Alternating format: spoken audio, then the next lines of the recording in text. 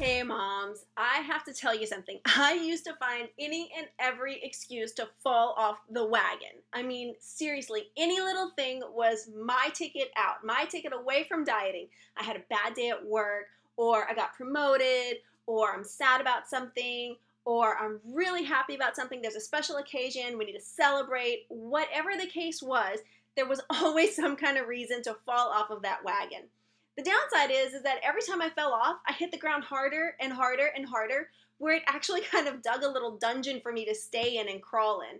And I felt, okay, you know what? If this is where I'm supposed to be, then this is where I'm supposed to be. But that's not the case. How can you get comfortable staying in a place that you're really not supposed to be in? How can you get comfortable being down below where you're supposed to be way up top? It just didn't make any sense to me. Now, what I needed to do was I really needed to get my act together. I really needed to do something. And when I finally made that decision to climb back up on the wagon and stay on there, I wanted to share this with somebody. And I didn't know who to turn to. So I turned to a friend of mine. And I said, hey, look, this is ridiculous. I've tried and I've failed, and I've tried and I've failed, and I've tried and I've failed. And I'm so sick of failing that I'm actually going to do this, and we're actually going to do this together. And I want this to work. And she said, you know what? That's great. That's fine. I go to the gym like twice a week, so come with me. And I said, okay. Now, mind you, you're talking to a person who is, number one, I was kind of socially awkward, and I was uncomfortable in my skin. And I just didn't really feel like being in a place where there were lots of people and I'd have to work out, right? So it was like no go for me. What I did was I made an arrangement with her, and I said I was going to meet her at the gym.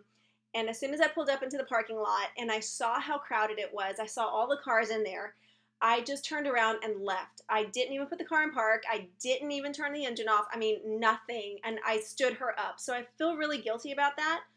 But I realized that that was a fear that I had to overcome. That was something that I just had to get past and get over myself about.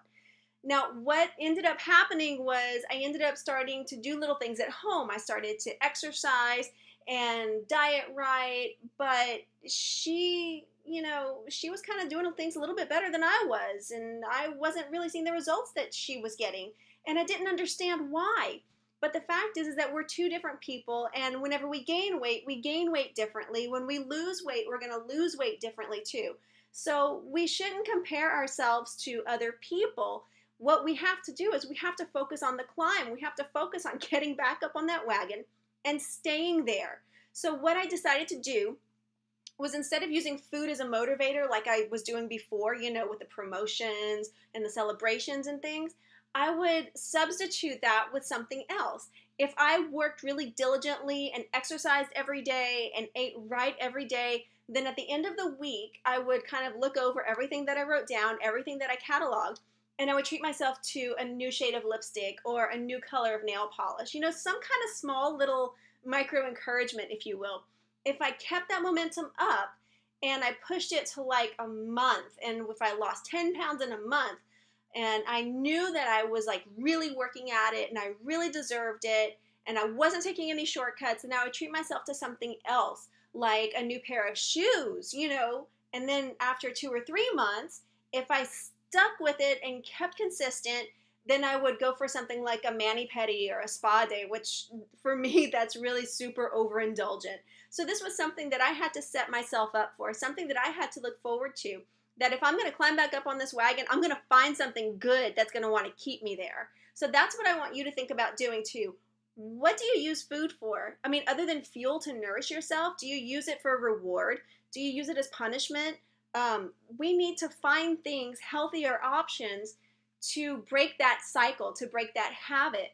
And what you need to do is think of those things and let us know in the community, in the MomUP Tribe community, let us know what kinds of things that you like, what kinds of things can be like micro trophies for you for really, truly a job well done. So let us know, put it in the blog, and you'll inspire others too, because you really need to be your own best friend. You're awesome, you're worth it, you're beautiful, you can hold yourself accountable because you are strong.